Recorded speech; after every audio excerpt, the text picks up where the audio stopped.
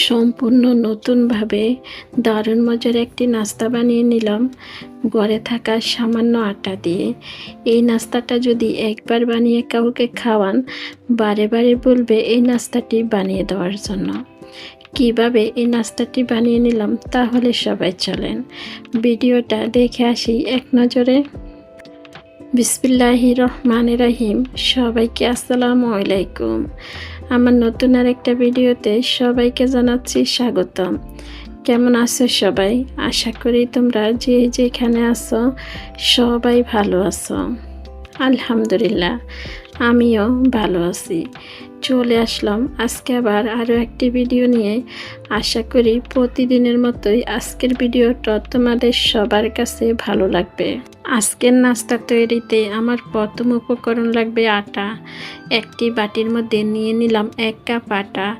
আটার মধ্যে দিয়ে দিব স্বাদ মতো লবণ, দিয়ে দিব রান্নার রেগুলার তেল।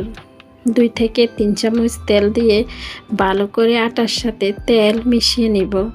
এবার নর্মাল পানি দিয়ে আটাটারে মেখে নিতে হবে। আটা মাখানো হয়ে গেছে, এবার ঢাকনা দিয়ে ঢেকে রেখে দিব। এবার লাগবে আমার একটি আলু। এখানে আমি একটি সিদ্ধ করা আলু নিয়ে নিলাম।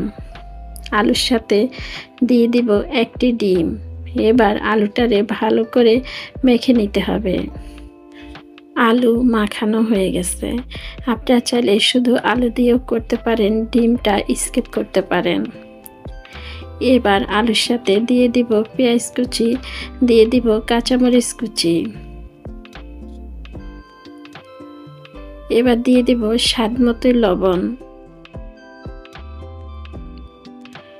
দিয়ে দিলাম শুকনো মরিচ ভাজা। এখানে ঝালের পরিমাণটা আপনারা আপনাদের পছন্দই দিতে পারেন। দিয়ে দিলাম সামান্য পরিমাণ ধনিয়া পাতা, একটি ম্যাগি মশলা। এবার সবগুলি মিশ্রণ ভালো করে মিশিয়ে নিতে হবে।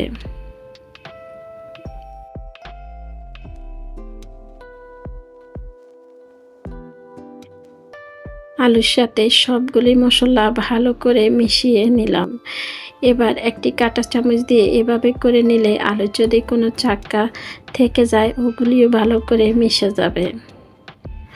আলুটা যখন মাখাবেন খেয়াল রাখতে হবে আলুটা যেন ভালো করে মিশে যায়। আবার আমি ছোট্ট একটি বাটি নিয়ে নিলাম। বাটির মধ্যে দিয়ে দিলাম 2 চামচ কর্নফ্লাওয়ার। এবার কর্নফ্লাওয়ার মধ্যে দিতে হবে তেল। তেল আমার ওই পর্যন্ত দিতে হবে যে পর্যন্ত পাতলা একটি ব্যাটার তৈরি না হবে। এই ব্যাটারটা ঘি বা তেল দিয়ে তৈরি করতে হবে, কিছুতে পানি দেওয়া যাবে না। ব্যাটারটা একদম রেডি। এবার এক পাশে রেখে দিলাম। আগে থেকে যে আটা মেখে রাখলাম এবার আটাগুলা নিয়ে নিলাম।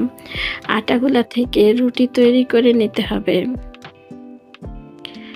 এরকম ছোট ছোট করে নিলাম। এবার আমি এগুলি দিয়ে রুটি তৈরি করে নিব। রুটিগুলা একদম পাতলা করব না, আবার মোটা করা যাবে না। ঠিক এরকম করে আমি সবগুলি রুটি তৈরি করে নিলাম। রুটিগুলা ঠিক এরকম হইল, একদম পাতলা হয়ে যায় না আবার মোটা হয়ে যায় না। এরকমভাবে আমার সবগুলি রুটি একদম রেডি। এবার রুটির উপরে দিয়ে দিতে হবে আগে থেকে যে কর্নফ্লাওয়ারের মিশ্রণটা তৈরি করলাম, মিশ্রণটা 2 চামচের মতো দিয়ে উপরে একটি রুটি দিয়ে দিলাম। রুটির উপরে আবারও আমি এখান থেকে 2 চামচ কর্নফ্লাওয়ার দিয়ে দিব।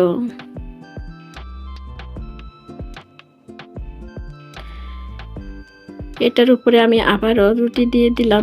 একইভাবে আমি এই রুটিগুলা ভাঁজ করে নিব।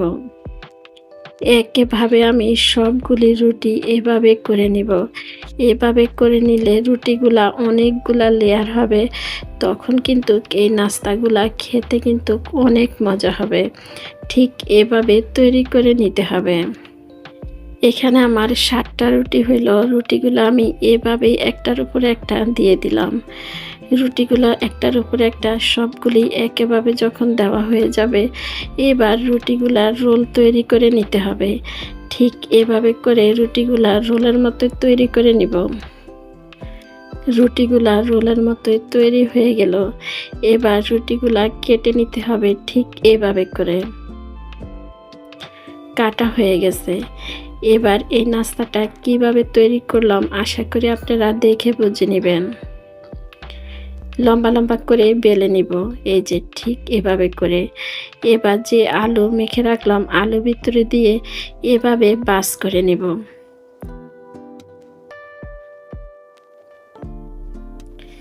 এই যে এভাবে করে বাস করে নিলে একটি নাস্তা তৈরি হয়ে গেল।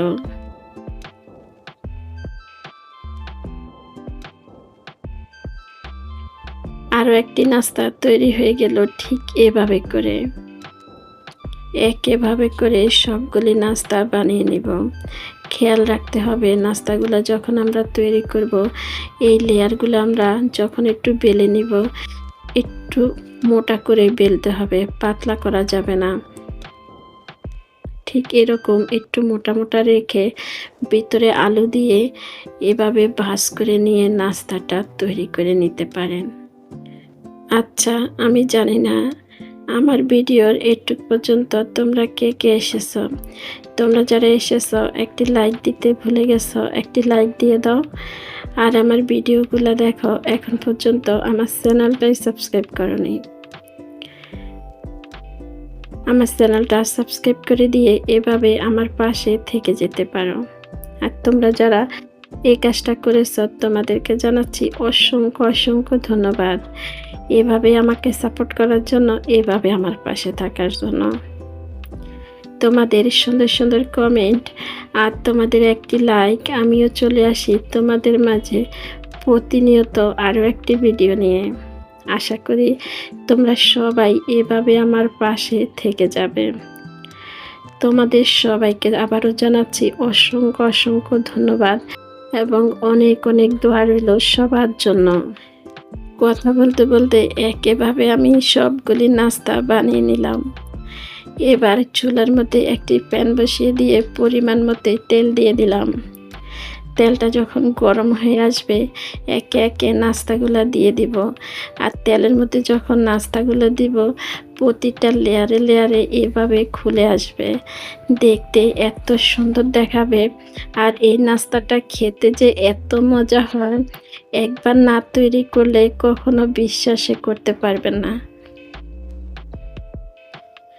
ঘরে থাকা সামান্য আটা দিয়ে এই নাস্তাটি একবার এভাবে তৈরি করে দেখতে পারেন। বাচ্চারা তো ভীষণ পছন্দ করবে। একবার তৈরি করে দেওয়ার পরে আবারও বলবে এভাবে নাস্তাটা তৈরি করে নেওয়ার জন্য। চুলার আঁচটা একটু কমে রেখে লাল লাল করে নাস্তাগুলা ভেজে নেব। একটি চামচ দিয়ে উল্টিয়ে পাল্টিয়ে নাস্তাটা ভাজা হয়ে গেছে। এবার ভাজার পরে নাস্তাগুলা এই যে খুবই সুন্দর দেখাচ্ছে। নাস্তাগুলা একেভাবে করে আমি সবগুলি নাস্তা ভেজে নেব। আটা দিয়ে অল্প সময় দারুণ মজার নাস্তা। কেমন লাগলো কমেন্টে জানিয়ে যেতে পারেন। লাইক দিতে ভুলে গেছেন যারা একটি লাইক দিয়ে দিবেন। আজকের মতো এখানে বিদায় নিলাম। সবাই ভালো থাকবেন, সুস্থ থাকবেন। দেখা হবে, কথা হবে পরবর্তী ভিডিওতে। আল্লাহ হাফেজ। সবাইকে আসসালামু আলাইকুম।